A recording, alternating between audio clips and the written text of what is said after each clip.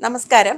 കഴിഞ്ഞ എപ്പിസോഡിൽ പറഞ്ഞ ചന്ദ്രൻ 12 ഭാവങ്ങളിൽ നിന്നാലുള്ള ഫലങ്ങളുടെ 6 ഭാവത്തിൽ നിന്നുള്ള ഫലമാണ് പറഞ്ഞിരുന്നത്.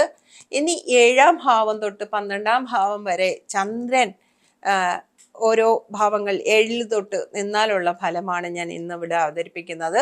എപ്പോഴായാലും പ്രമാണത്തിൽ പറയുന്നത് അപ്പടി നമുക്ക് അപ്ലിക്കബിൾ ആകുമോ എന്നുള്ളത് ചിന്തിച്ച് നമ്മുടെ പ്രാക്ടിക്കൽ സെൻസും കൂടി ഉപയോഗിച്ച്, അത് മാത്രമല്ല ഓരോ ഗ്രഹങ്ങൾ ഓരോ രാശിയിൽ നിൽക്കുമ്പോൾ അവിടെ വരുന്ന ഗ്രഹങ്ങളുടെ ദൃഷ്ടിയും യോഗവും വർഗാധിപത്യവും ഒക്കെ അനുസരിച്ചിട്ട് വേണം ആ പ്രമാണം പോലും അപ്ലൈ ചെയ്യാൻ എന്നുള്ളതിൻ്റെയും കൂടി ഒരു എവിഡൻസ് ആണ് നമുക്കിന്ന് ഈ പ്രമാണത്തിൽ നിന്ന് മനസ്സിലാക്കാനുള്ളത്.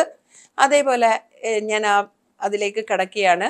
ചന്ദ്രൻ 7-ാം ഭാവത്തിൽ 7-ാമത്തെ ഭാവത്തിൽ ഒരു വ്യക്തിയുടെ 7-ാമത്തെ രാശിയിൽ ഭാവത്തിൽ നിൽക്കുമ്പോൾ എന്താണ് ബലം എന്നുള്ളതാണ്. ഈർഷ്വ, തീവ്രവും മതോന്മത, ബഹുമതി, വ്യാധിർദിത അഷ്ടമേ എന്നാണ്.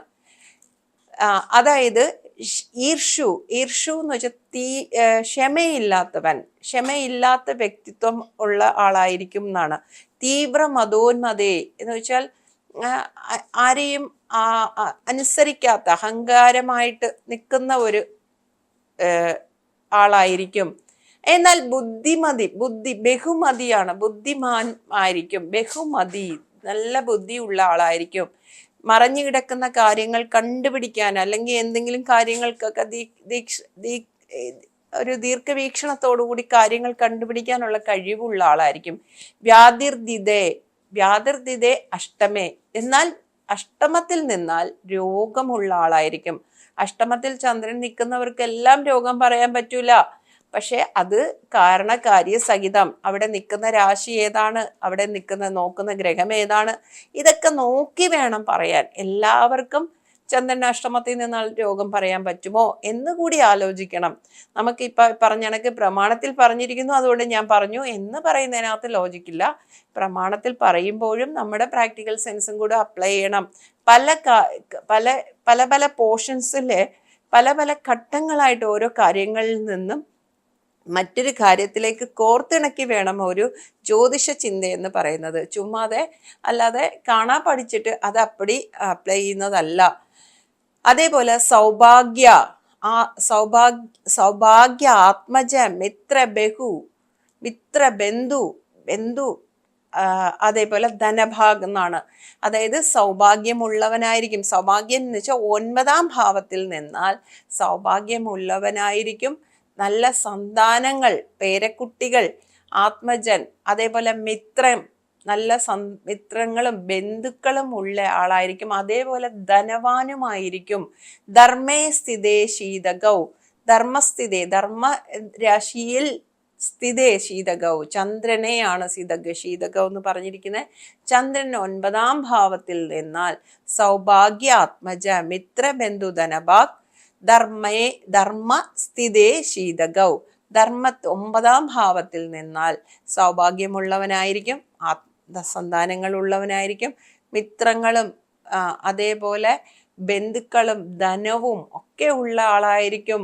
9-ൽ ചന്ദ്രൻ നിന്നാൽ നിക്ഷിപ്തിം സമുപൈതി ധർമ്മധനദി ശൗര്യർ യുധഃ കർമ്മഗേ.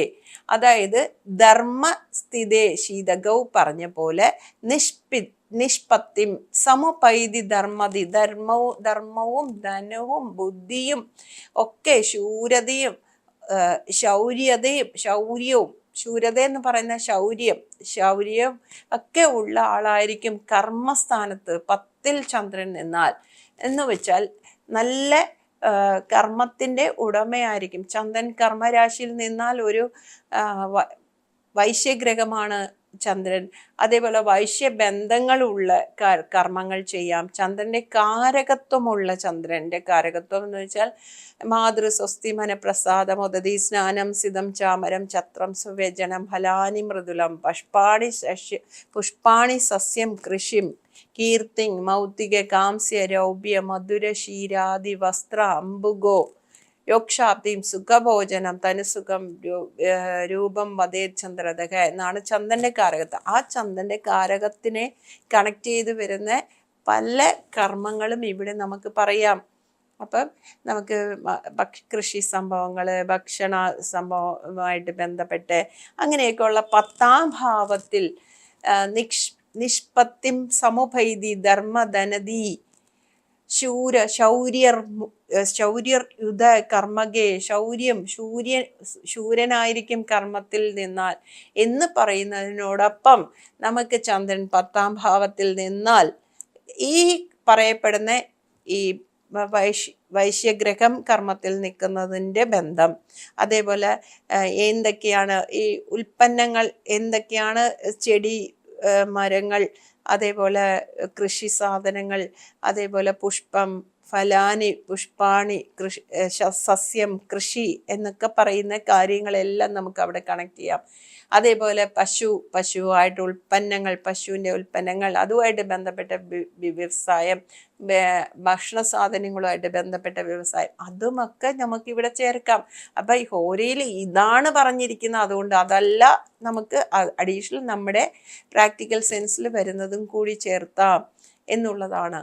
ഇനി അതേപോലെ ഖ്യാതോ ഭാവഗുണാന്യുതാഭാവഗതേ എന്ന് വെച്ചാൽ 11ാം ഭാവത്തിൽ എന്താണ് പറഞ്ഞിരിക്കുന്നത്?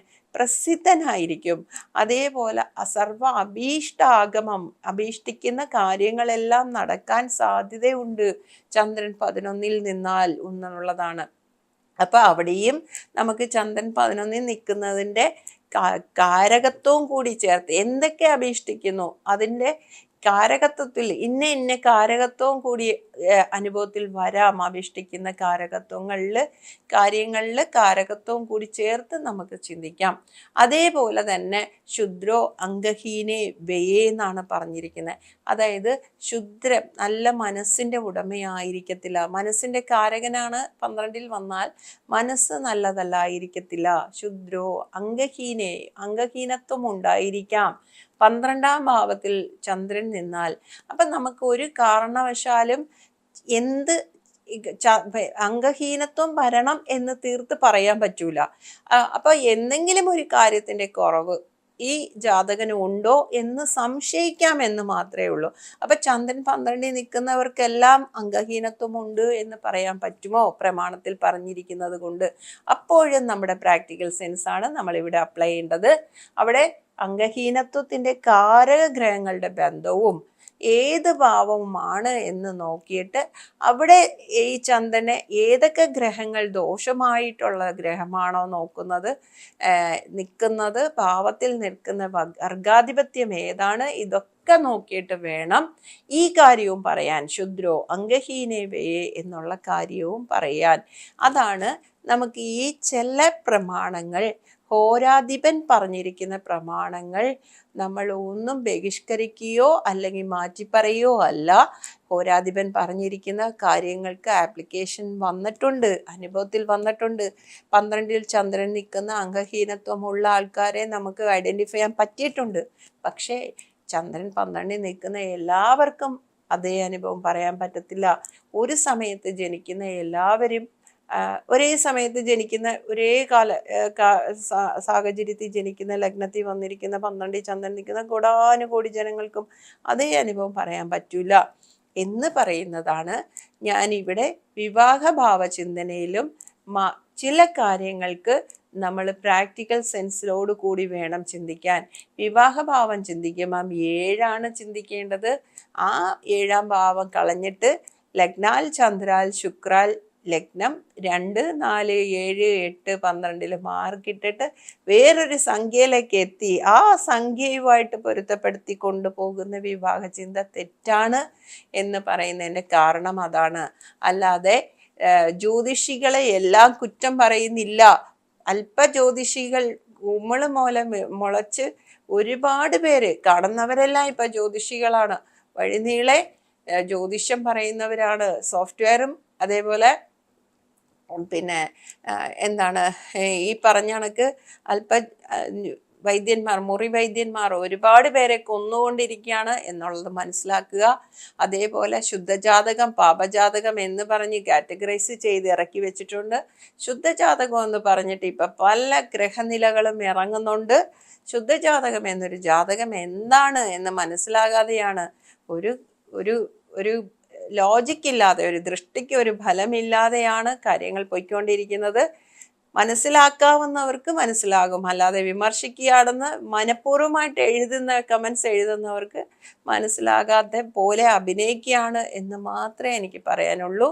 അപ്പം ഞാൻ ഈ ഒരു ശ്ലോകം ഇവിടെ അവതരിപ്പിച്ചതിന് തന്നെ, ഈ ഒരു കാര്യം അവതരിപ്പിച്ചതിന് തന്നെ ഇതിൻ്റെ ലോജിക്ക് അപ്പടി അപ്ലൈ ചെയ്യാൻ പറ്റുമോ എന്നുള്ളത് കുറച്ചും കൂടി നമ്മൾ ആലോചിച്ച് വേണം ചിന്തിക്കാൻ.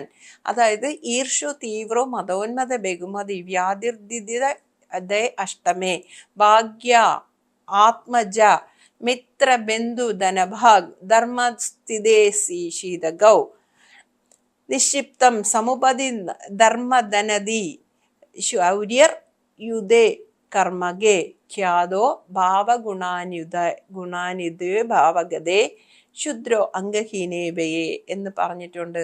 അതായത് 7 മുതൽ 12 വരെയുള്ള ഭാവങ്ങളിൽ ചന്ദ്രൻ നിന്നാലുള്ള കാര്യമാണ് പറഞ്ഞിരിക്കുന്നത്. പക്ഷെ അപ്പടി തന്നെ എല്ലാം അപ്ലൈ ചെയ്യാൻ പറ്റൂല. മറ്റ് ഘടകങ്ങളും കൂടി നോക്കി ഒരു ജ്യോതിഷിയുടെ ബ്രെയിൻ അവിടെ വർക്ക് ചെയ്തിട്ട് വേണം ആ കാര്യം പറയാൻ. അല്ലാതെ പ്രമാണം പറഞ്ഞിരിക്കുന്നു അതുകൊണ്ട് ഞാൻ പറഞ്ഞു എന്ന് പറയുന്നതിനകത്ത് ശാസ്ത്രീയതയില്ല. ഇതാണ് എനിക്ക് ഈ ഒരു കാര്യം കൊണ്ട് പറയാനുള്ളത്.